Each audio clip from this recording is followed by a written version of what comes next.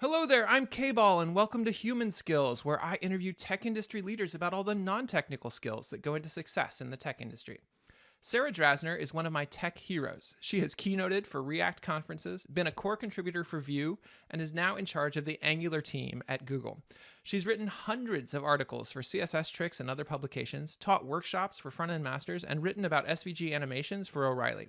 She's also one of the only people I know to have done the engineer to management pendulum at the principal engineer and director level, and she recently published the most human-centric book on engineering management that I've ever read. I'm a little starstruck, but I got to interview her, and in this interview, we covered a lot. We talked about how Sarah first came to engage with people as well as code, and tactics she's found to engage people with curiosity and empathy. We talked about personal effectiveness and filling your own bucket, making sure you stay happy and healthy. And we talked about the importance of throwing the gauntlet, challenging your teams to step beyond the comfortable and make real substantial change. Please enjoy this interview with Sarah Drasner. Sarah, welcome to the show. Hey, thanks for having me. Yeah, thank you for being here. Let's start off maybe with you giving a little bit of your background and how you kind of got into leadership and came to care about these things that I've been calling human skills. Yeah, my name is Sarah Drasner. I am Director of Engineering for Core Developer Web at Google, which is the web infrastructure team. So the team that I run right now is caretakes JavaScript and TypeScript language and library at Google, all build serve web platform, 3 different web frameworks, including Angular and some that are not open source, so wouldn't know about those. Sass and CSS languages and libraries and protos, things like that. Before this, I was a VP at a company called Netlify. And then before that, I was actually a principal IC at Microsoft for Azure serverless functions. So I do kind of run the gamut between IC and kind of more director-ish or strategic managerial positions. So I kind of go back and forth because I like both.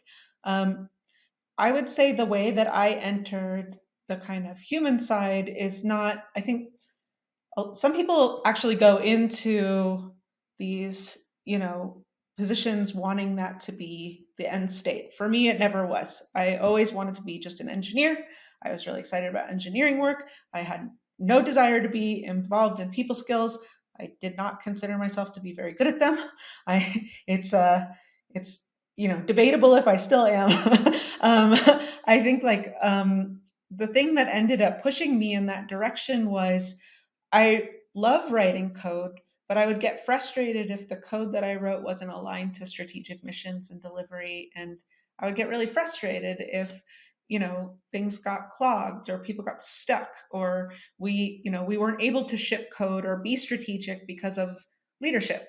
And so eventually, at some point thought that, moved into leadership to help solve those problems. So I guess I take either an IC or a leadership position depending on where I think I'll have the most strategic value.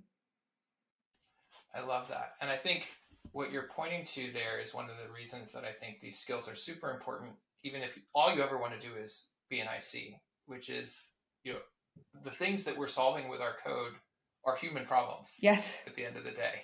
And oh, go ahead. No, go ahead. Well, and just because of that, if we don't learn about those human problems, we will get stuck. We'll write something amazing and it will never get used. You're absolutely right. And I think people want to put them in separate buckets. They're not different at all.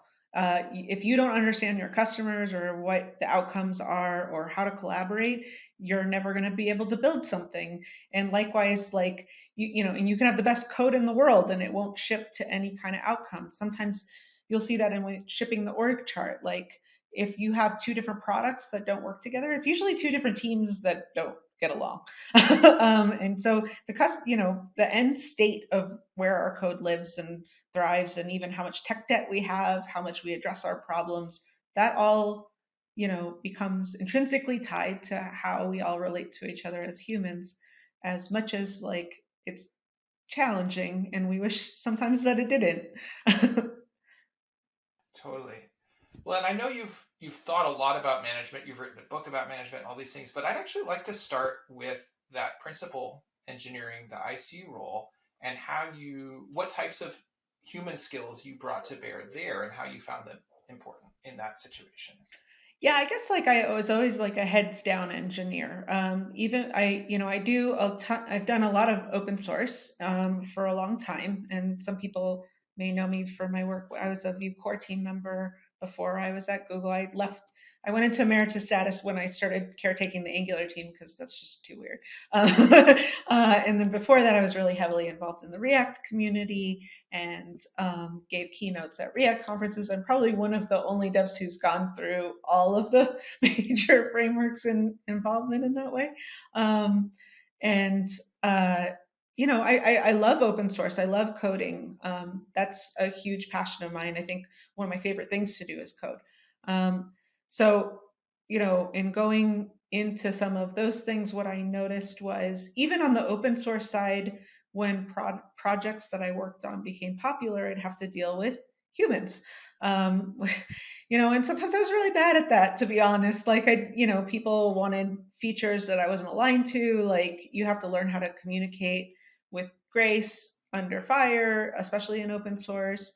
And also for, jobs. Actually, I'll just say one quick story of, I was, Stories are great.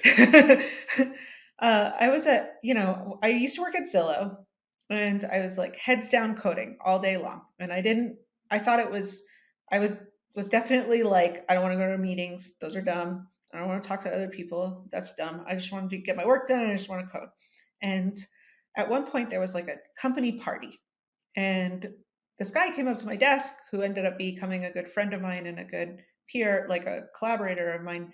He came up and he was like, "Hey, why don't you come to the party?" And I was like, "No, I want to code. I need to get stuff done."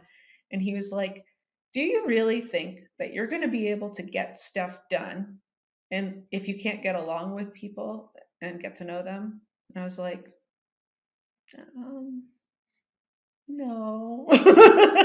And that was probably the kindest thing that someone has ever said to me at work. Not, we talk about like nice, not kind, or kind, not nice sometimes. Like that was a very kind thing he did that day.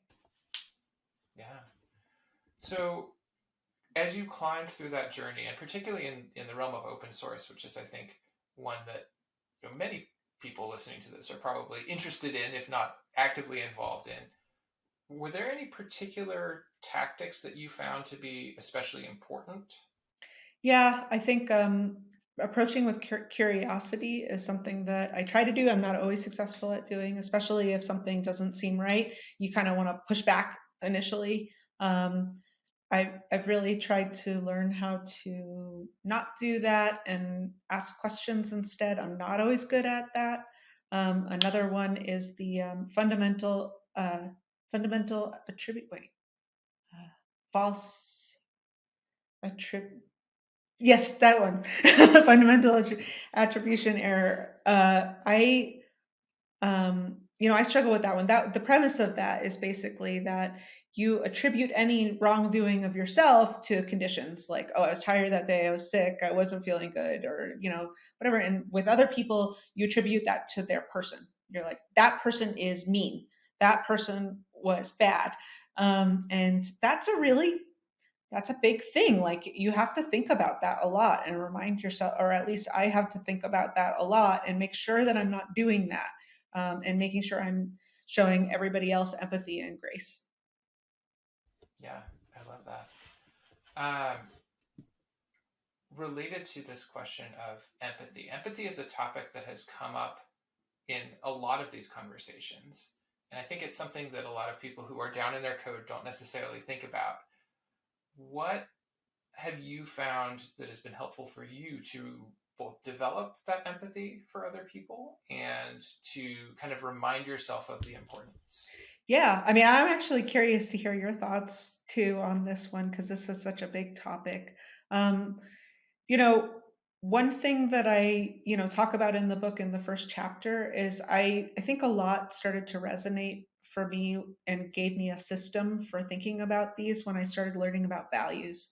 Um, Values are really interesting because when you talk about values, there's no judgment attached to it. Like if you have a value that is family or a value that is humor, or a value that is, beautiful mess or meaningful work. Like, there's nothing wrong with having that as a value and not having that as a value. And people have different values. And so, what I notice a lot of times when people can't get along, it's usually because their values are misaligned.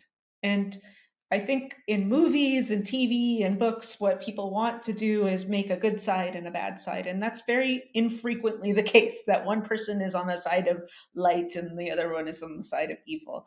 Usually people either are outcomes misaligned, they're looking for different outcomes, or they're valuing certain different qualities and things. And the more you can understand someone else's values, the more you can say, like, okay, they value X, that's not my value, but that's fine. And that's why what we're aiming for is slightly different. And that's why we're not seeing eye to eye. So it can be a nice framing in a way where you're not like judging each other. You're just understanding where the other person is coming from. But, what about you, Kevin? Well, I can talk about me, but I love what you've just said there, and I want to dig even deeper on that because I think understanding values is a great window into empathy. It's a great window into connection. But I feel like it can be sometimes hard to even identify your own values. Yeah. So do you have any exercises that you used for yourself or that you use in groups to help kind of do that values assessment?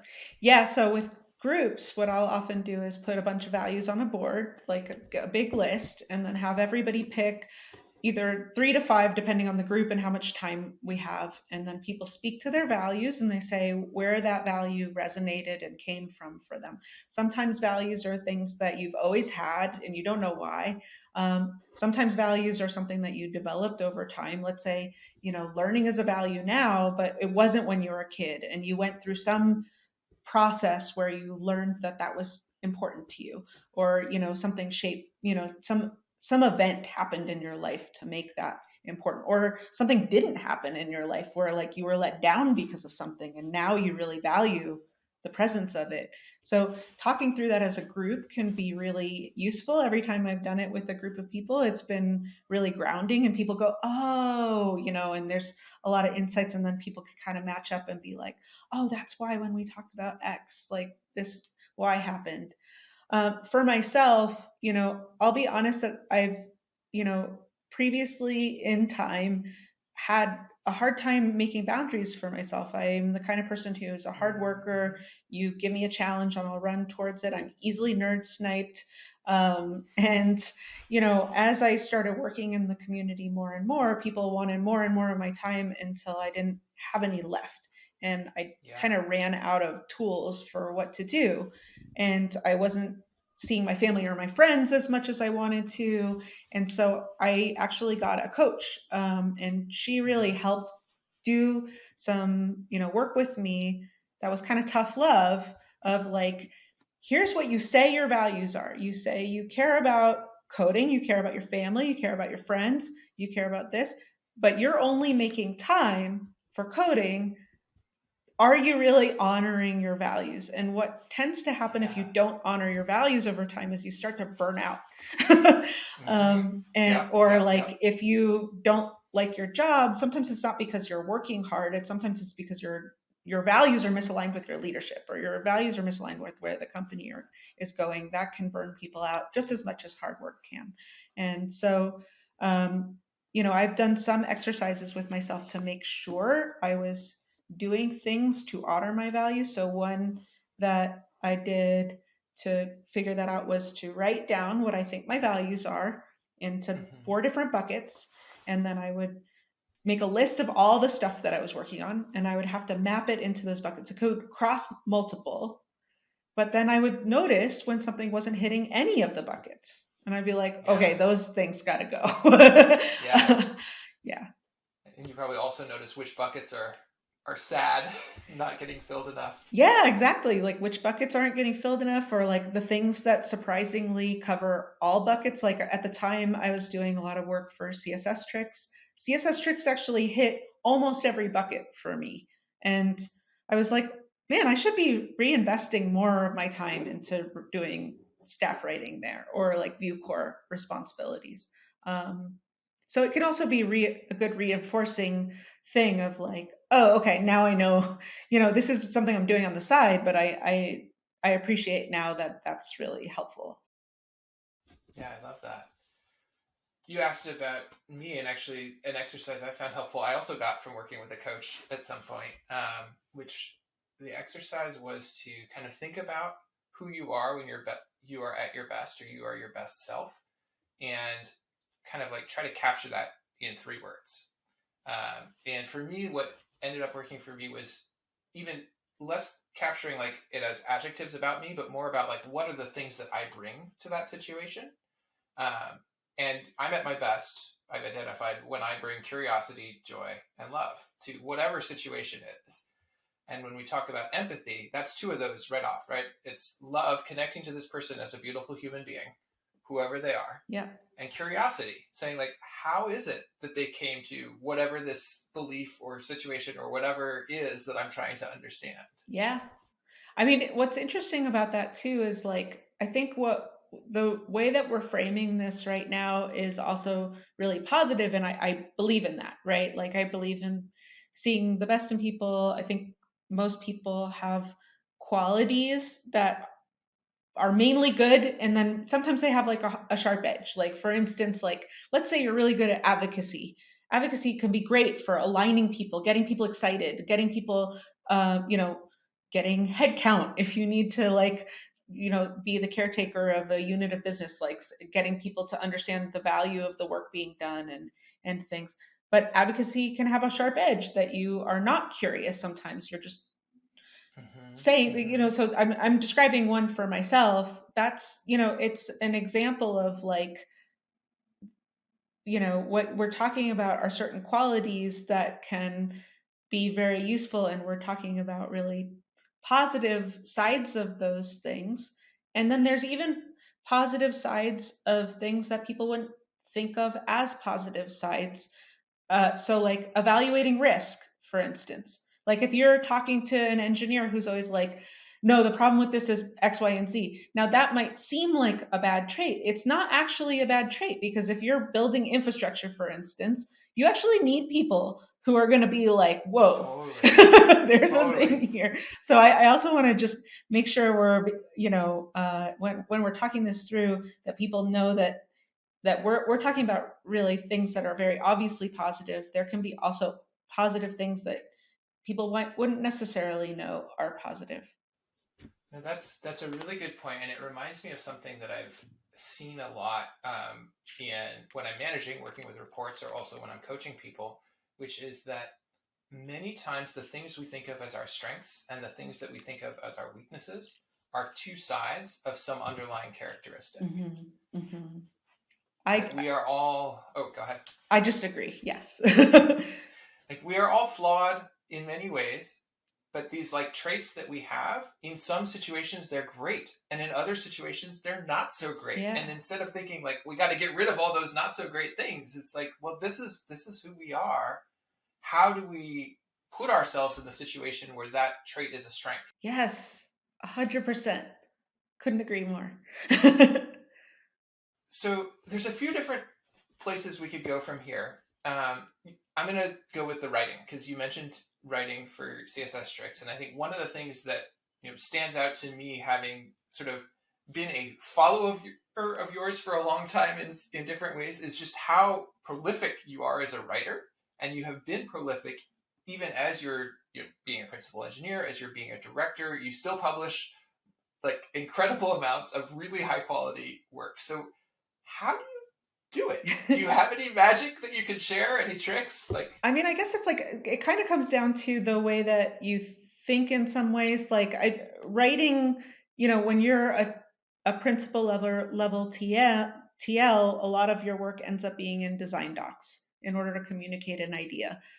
Sometimes my technical writing is a breadcrumb trail for myself, because I solved the same problem twice now, and I'm like, man, if I don't write this down, I'm going to solve it again for a third time. Like, I have this, post that's like, how to build a Chrome extension. I wrote that because I kept making them and then going like, how do I do that? Reverse engineering my own work because enough time had passed. And it's also for other people. Like, I learn a lot from other people.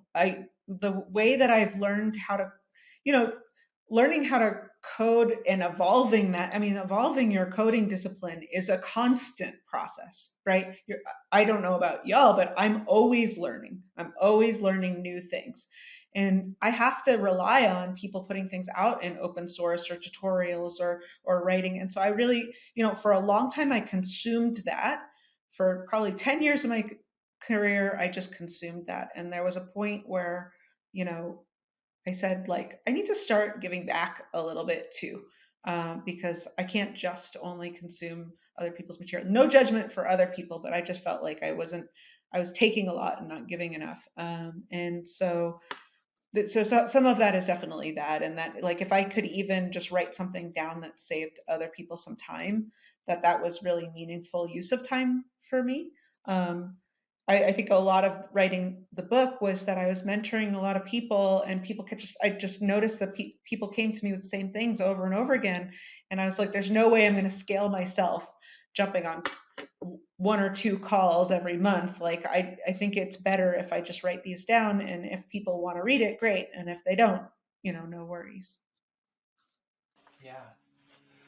So let's talk a little bit about the book, or a couple of questions I have from the book. So first off, I think the thing that struck me most about your book, as compared to other management books I've read, or particularly other engineering management books I've read, is how human focused it was.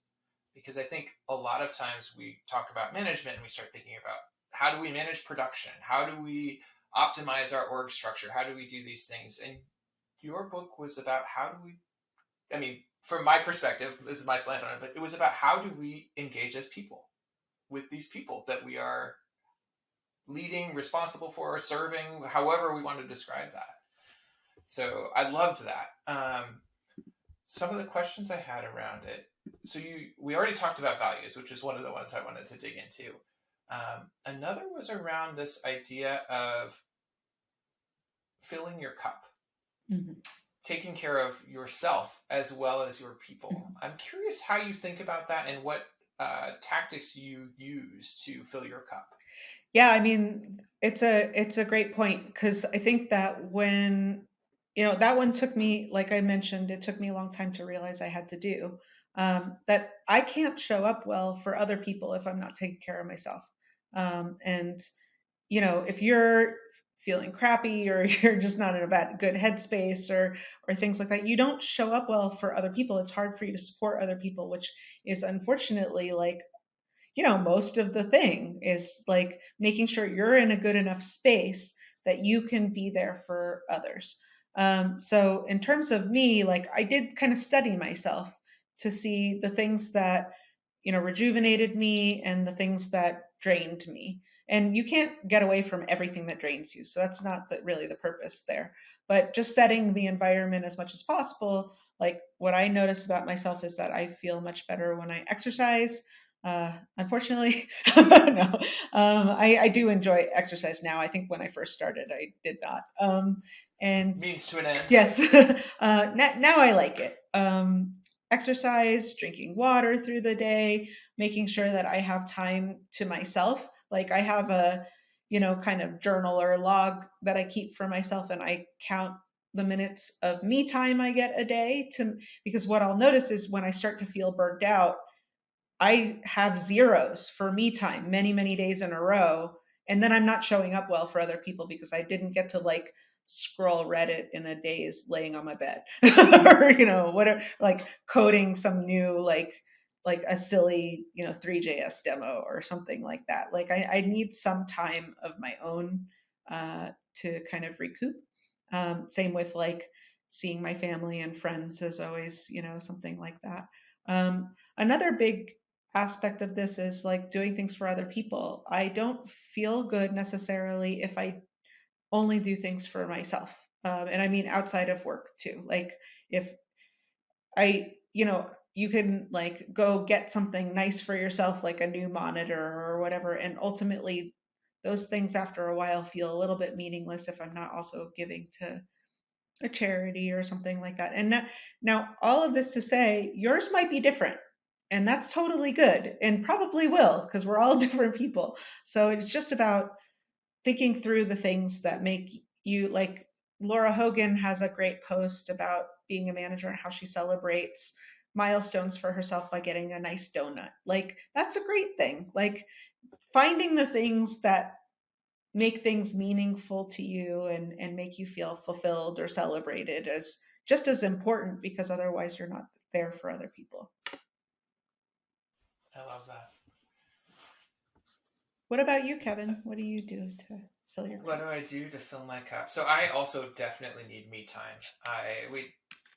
It's funny because I'm definitely an introvert at heart, even though I love talking with people. And in many ways, management is conceptually an extrovert's job. Like you go out and your whole job is talking to people. But and I at some point came to the realization I derive joy from talking with people and interacting with people, but I lose energy. Yes. It drains me. And so, time on my own, reading a book in my bed, going for walks, those, if I don't have those in a day, I am struggling. I completely agree with you. I love that definition of introversion because I agree with that.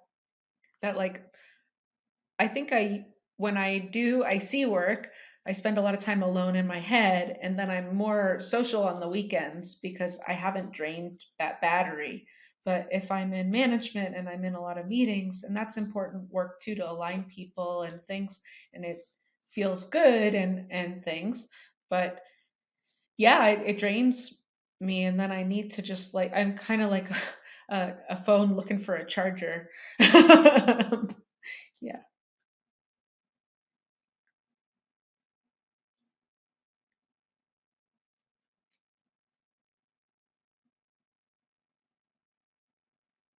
Mm. Yeah.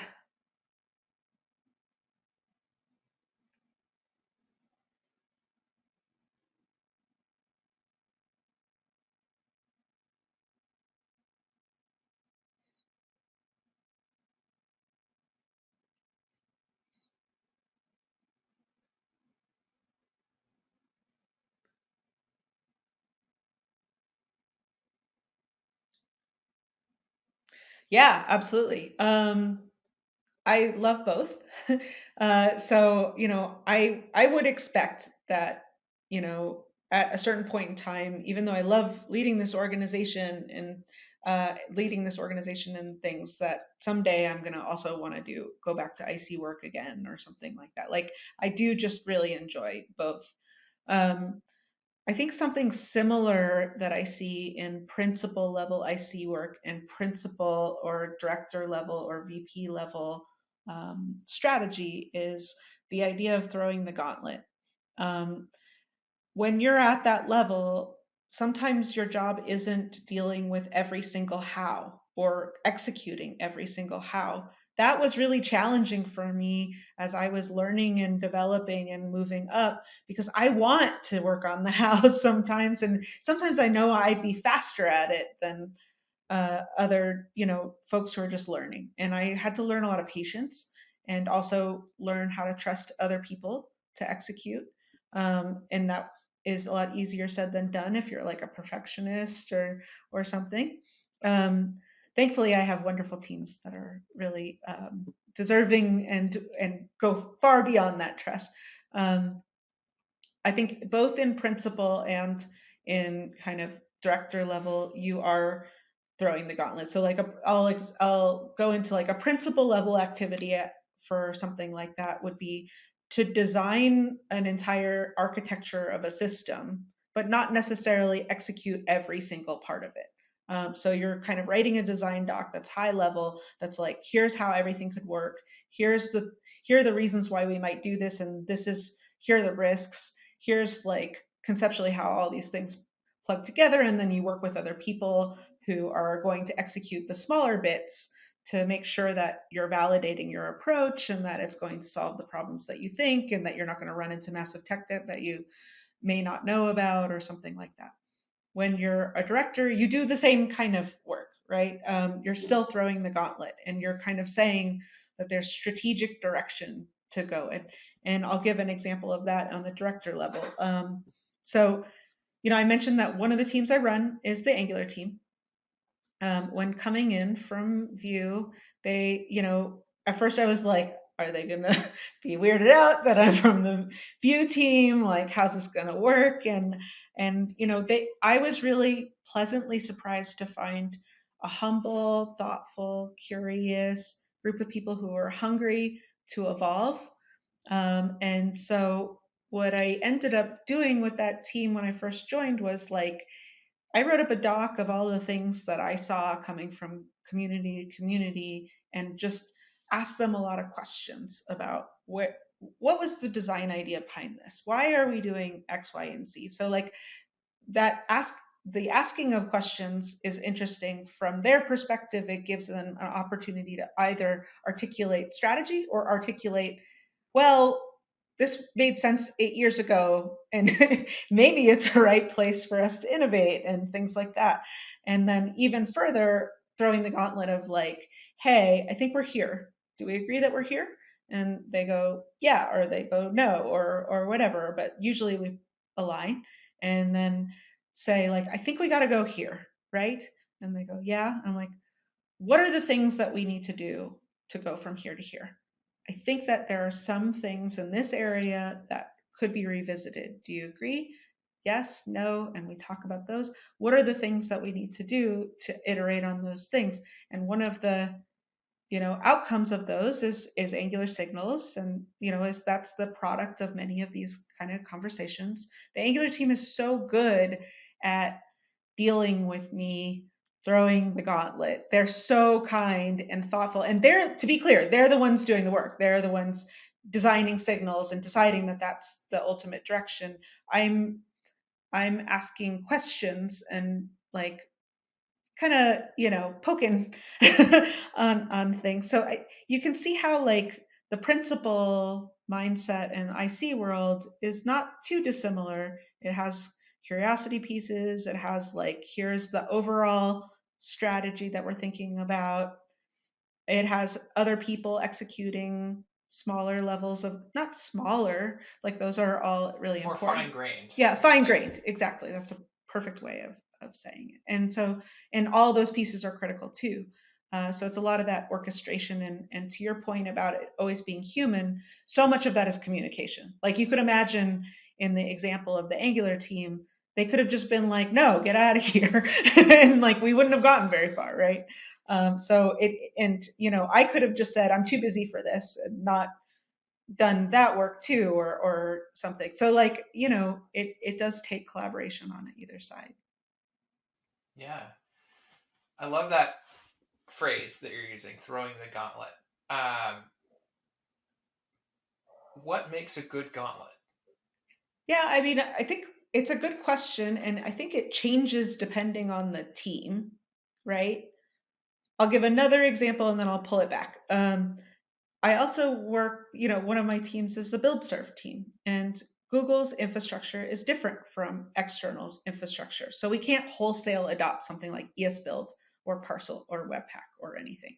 But even though we cannot change those things wholesale, the thing that I asked them to do was like, hey, go, I'll time box some time for you, go reverse engineer those things and come back and let me know, did you learn anything? And is there anything that we can evolve? So you could see how there's difference there, right? Like I'm not saying to the build serve team, go change your direction. In the Angular case, I am sort of. I mean, I'm not telling them what to do. I'm just, or like another question that I asked another team was, are we set up for success for the next 10 years in this direction? Think about it and come back to me and think through these things. And they came back to me and they're like, actually, no, we've got to do this and this and this. Like in all those cases, I'm not coming to them and saying, you need to do X. I'm just asking a strategically placed question that they are empowered to answer. They could come back to me and be like, yeah, we're totally good. Like that it's still in their hands to decide the direction and execute, but the strategy is something that I'm like kind of throwing the gauntlet. Like, I think that we need to consider this. Come back to me. I feel like there's so much nuance in how you select the question that you're asking and how you pose it so that it can be heard. Do you have any frameworks you use for thinking about those things? Yeah, I mean, it's a great question. The book Accelerate is one that I mentioned in my book, and I really like. It talks about different engineering cultures, and they've done a lot of studies which ones are most productive. And unsurprisingly, so they kind of categorize three different engineering cultures. One is pathological or fear-based. Another one is bureaucratic or rule following, and another one is generative or outcome based. And unsurprisingly, a bit, outcome based tends to be the happiest, most productive, has least production outages, recovers from failures fastest, because people can speak truth to power and say this didn't work, we need to iterate on this, that kind of thing. um, what I've noticed is in cultures, you can even enter a culture that is either bureaucratic, like where they only follow rules, or fear based, and start aligning people to outcomes. And if everyone's aligned to the outcome, everything else just works really magically and falls into place well. As long as people trust that that they're not going to get, you know, like nothing bad's going to happen to them if they speak the truth, and that they can push back on you and things like that, and nothing bad's going to happen. And also, that they are aligned to the outcomes, that they feel like the reason why you're asking is because you care and not because you're trying to put them on the spot. Like in all of those cases, like going back to the Angular team one, we had the same outcome in mind, which was the health of Angular. And so they don't mind if I ask challenging questions, because they know that the reason I'm asking is to make sure that they stay healthy. Um, Same with build serve. Like they know that the reason I'm asking is because we could potentially have more performant compilers. Um, those are all really important parts of building. That kind of culture is really important to have good productive coding outcomes. Yeah, and so if I'm hearing you correctly, you're basically saying the key to making it a good question is before the question. Yes. It's how do you craft a culture where you're aligned on outcomes, you're working together to solve a problem rather than adversarially. Oh, she's pushing me for this, and what should I do? Yeah. And people have the trust that they can push back on you if needed. Yes, exactly. And I would say, like, I don't want to make it sound like I have it all figured out either. Like, I think all managers, myself included, we all trip up. We all don't show up well one day, or we all, so I also don't, I want to make space that, like, people shouldn't, hear the podcast and be like, there's one true way and everybody has it solved. Things like that. No, not at all. Well, and I'm going to dig even further on this a little bit, because I think a key thing here is like we like all of these are hard problems, but they're also real problems that people like. They're not just vague, they happen out of nowhere, right? Like you have things that you do to build these cultures, to do these setups. So you mentioned you can come into a fear-based culture or rules-based culture and start to nudge it towards aligning outcomes. Can you detail some of the like specific tactics you might use to do that? Yeah. I think in fear-based culture, one thing is building, if let's say you're a new leader. So I think, there's a book called Julie Zoe's book. I can't remember the name of it. Managing uh, Managers. I'll find it later. But Julie Zoe wrote a book about management that's really great. And she kind of breaks down management in terms of you inherited a team or you're growing a team, because those are two very different things. So I'm going to talk about inheriting a team because that's harder. When you're inheriting a team, sometimes you'll inherit a team that already has some cultures in it that you wouldn't have designed from scratch. And so if those cultures are fear-based or bureaucratic and you're trying to make them more generative, one of the first things to do, I would say, is to build up small trust wins, like building up a little bit of trust to show that you are there for them, that you're doing things like asking a lot of questions. And then if they mention things that need solving, even if they're small things, if you can get some of those done, because your job as a manager is to get things done, is to fix things, is to make things better. Like that, I just want to be really clear that I really believe that your job is not to just like have a position of power. It is to use that to make things better for the team. And if you're not making things better for the team, you should probably have a different job.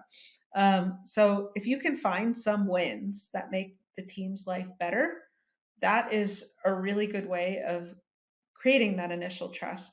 So you have to kind of build that trust, and some of that can be like, if it's a small enough team, you could have offsites and spend time together. If it's a big team, you have to be a little bit more purposeful and like spend time with TLs and EMs and people where you're scaling things, or like doing things that affect the whole organization. Um, from that trust, not changing things fast, right?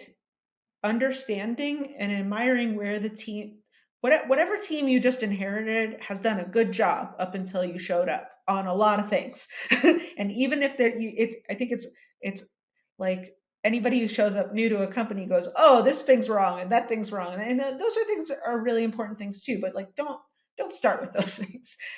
Start thinking about what the team has already done to support all the things that it already does well, and learn about those things. Learn about what it does. Learn about how it operates. You don't want to invoke change in a culture by like taking it and throwing it in another direction. You want to kind of honor where it is and all the good things about it, and then make small tweaks going to a new direction. Sometimes you can also find people within that culture that want it to move and change with you, and you can kind of align to that outcome together and work on it together. And sometimes people fall into habits of behavior that they don't even know that they're doing because they have, I call it corporate trauma. Like, I have seen this. Yes. I mean, think about it this way: like, you spend 8 hours a day at your job, like that, you're gonna experience bad things that happen to you in that life, that where you get protective or scared of something, and it's totally reasonable. So sometimes people's fear-based reaction is reasonable. They got screwed over in the past and they're scared of having that happen again. So like, the more you can learn, the more that can help. One of the things you talked about there is, how things start to change based on team size. And I think one of the things that you've seen in your career is leadership roles in very different company sizes as well. I'm curious what stands out to you about how leadership roles, whether they're IC type leadership, because I do believe like a principal engineer is a leadership role. You're doing IC work, but you are leading. Yeah. Or more management leadership roles, director roles. How are those changing based on company size? Yeah, I do think it is a very different skill set to manage ICs than manage managers, than manage managers of managers. Like that, what got you from one spot won't get you to the next spot, if that makes sense. Um, uh, Typically, I think actually Camille Fournier has a really great book about the manager's path, and she breaks those things down and kind of like what it is, and that's a really helpful framing. What I would say is like, I made a lot of mistakes along the way as I was growing, that the things that I did before were going to help in the next scenario. It is much easier to affect a cultural change with ICs that report to you, or like or even if you're a TL of a smaller group than a larger group, not because that work isn't hard. I'm not trying to say that that is. The challenge comes in proxy. Like, if you keep moving up, the thing that you have to create is a system of trust, and trust that those proxies will stay in place. You still need touch points through the system to validate. It's kind of like a debugger statement. I do skips with everybody in my org because those are my debugger state. I mean, it's also to support them, but it's a great debugger statement. I ask questions like, do you feel supported in your career? What are your biggest blockers here? Do you think we're set up for success for some of the things that we're trying to do? And sometimes people who are, L3, like right out of college, are telling me like the most valuable information I could possibly have about how my organization is actually running. That doesn't mean that I'm going to meet with all the L3s all the time. That doesn't make sense in orgs of 100 plus. Like, you just can't do that. So you do have to set up systems of trust and understanding and information flow that is thoughtful about that, because you can create chaos. Like, let's say I thought of a strategy and I only communicated with the L3s. All of a sudden, all the people in the middle are like, wait, what is going on here? So like, information flow is also really important, where you have to align all the directors first, then you go down to the kind of leads level, then you go down to the EMs and the TLs, engineering managers and the tech leads. Then you go down to the ICs. Like, you kind of do have to do things in tiers, and that can feel frustrating if you're used to communicating very fast, because if you want to get things done, you may say like, well, that's not fast. Like, I want to move faster than that. But that fast isn't actually faster, because you create chaos. You don't create breakpoints where people can tell you, hey, there's something wrong with your approach. Like, sometimes you bring it from the director level down to your direct reports, like those leads, and they go, this is a terrible idea. Why are we doing this? Right. And you need that validation at the different breakpoints, and you need to iterate on those concepts and ideas at every level of execution. So, I think that the lack of immediacy when you're moving up, if you move up, or whatever, if you're switching roles between managing ICs to managing managers of managers of managers, that the lack of immediacy and the thoughtfulness in the operations side of like how communication is built is something that you have to think about a lot more in order to keep it a trusted environment and keep it a strategic one too. I feel like we could keep talking about these subjects for a long time, but I looked and we're just about at the end of our time together. Is there anything we haven't talked about that you want to make sure that we do cover in the remaining 3 or 4 minutes? Yeah, actually, I'm gonna say something that I guess is towards my values. I think that lately, because the pandemic has shifted, and remote work is being called into question more, and there's some tension between workers' rights and companies' right, companies doing things and stuff. I personally believe that talent is globally distributed and opportunity is not. And I I guess, like, if there's anything, I try not to lead with my opinion, but I will just state my opinion here, that I really wish people would be more thoughtful about making sure that everybody on the planet has access and to opportunity, because there's so many bright people in so many places all over the world, and we tend to just like anchor into like one minute part of the the, the whole globe, and I think we're missing out. And I think that people are missing out and the tech industry is missing out. And so I guess if there's anything that I could leave people with, it would be to be thoughtful about that.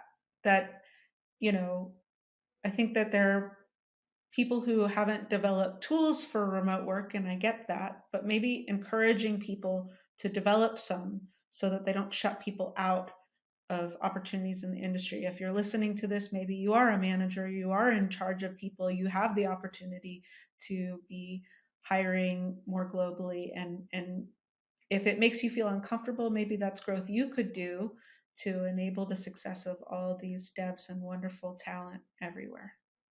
All right, that's it for this Human Skills interview. If you enjoyed it, please consider liking this video and subscribing to this channel.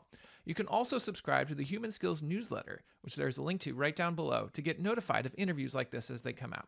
Take care, y'all. This is K-Ball signing out.